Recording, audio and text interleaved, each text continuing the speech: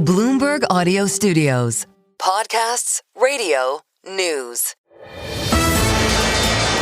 This is the Closing Bell on the Stock Movers Report. The companies making moves at the close of U.S. trading with Carol Massar, Tim Stenovec, Romaine Bostick, and Scarlett Fu.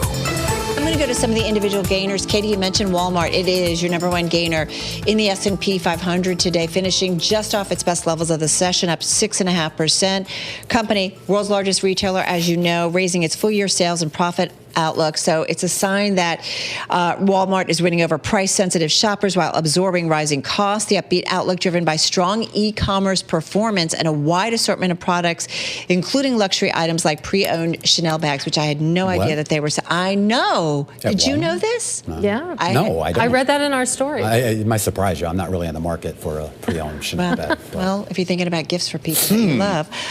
Anyway, so Walmart definitely an outperformer. I give them experiences. That's actually really loving, too. Regeneron, that went up about 4.9% in today's session. That, folks, number two gainer in the S&P 500, and I think it was also a top gainer in the NASDAQ 100.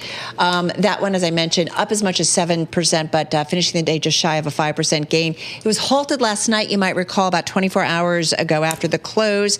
Late yesterday and then today, the stock rallying after the FDA approved a higher dose of Eylea, I believe it said, to treat patients with macular edema following retinal vein occlusion. I'm not a doctor, don't play one on TV, but nonetheless, this was seen as a good sign in terms of indications for that drug. And also, Leerink Partners coming out and saying that this from Regeneron is on a better footing compared to a rival drug from Roche following the approvals. One more name I want to mention, Shoot.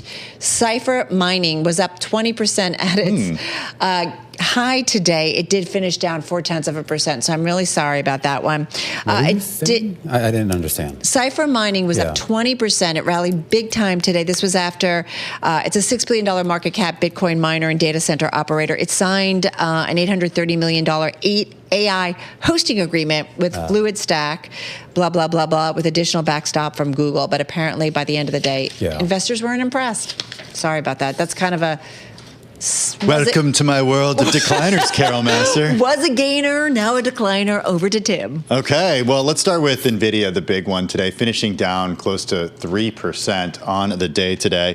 Shares initially climbed more than 5% after stronger than expected revenue forecast. The rally faded, though, as investors worried about AI spending. And at first, investors liked what they saw late yesterday, early today, at least with revenue and guidance for the data center division. But as Romaine said earlier, concerns when it comes to inventory buildup and accounts receivable. Once again, shares closing down close to 3% Can today. I just add one honorable mention out of that? There was a huge downdraft today in SanDisk. And remember that big run-up that we saw? How do you know I wasn't going to get to that? Oh, I don't know. Were you? No. Okay, anyway, you got me on that. But no, I mean, we talk about a 20% drop today, but really, I mean, it's down like 30% since it hit that all-time high just, I think it was like last week or the week, whenever November 12th was. But it gets to this idea that a lot of people are saying that now you're starting to see weakness in the memory makers now being dragged down by some of the issues going on with the broader AI trade. Yeah, SanDisk shares ended up falling today by more than 20%. But usually, Romaine, you save the honorable mentions for when I'm done with all three. But this was a really important one. Thanks That's for okay. pointing that out. Strategy, the company formerly known as MicroStrategy, shares took a hit today. The company now faces the risk of being dropped from benchmark indices such as MSCI, USA, and NASDAQ 100. Shares today fell by more than 5%. JP Morgan Chase analysts out with a note earlier this week that warned that exclusion from major indices could lead to a loss of liquidity, higher funding costs, and decreased investor appeal. The decision on inclusion comes January 15th, as much as $2.8 billion potentially exiting if MSCI moves ahead with exclusion. Now, at its peak, the market's capitalization for Strategy soared above the value of its holdings, but the premium that's been there for so long with Strategy has pretty much vanished right now. So the valuation is really around how much crypto it actually has in its reserves right now, and that's a sign that investor belief is thinning quickly. And finally, Bath & Body Works shares took a tumble today.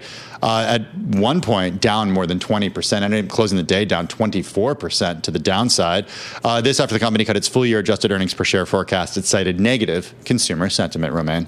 All right, let's take a look at the yield space here. The entire yield curve on this day taking a bit of a shift lower, but that is not necessarily a broad endorsement of conviction that rates by the Fed are going to come down 4 to 5 basis points lower here across the Treasury curve. But still, when you look at the implied probability on the Bloomberg terminal of a rate cut at the Fed's December 10th decision, still a bit of a split decision right now based on what people are betting on.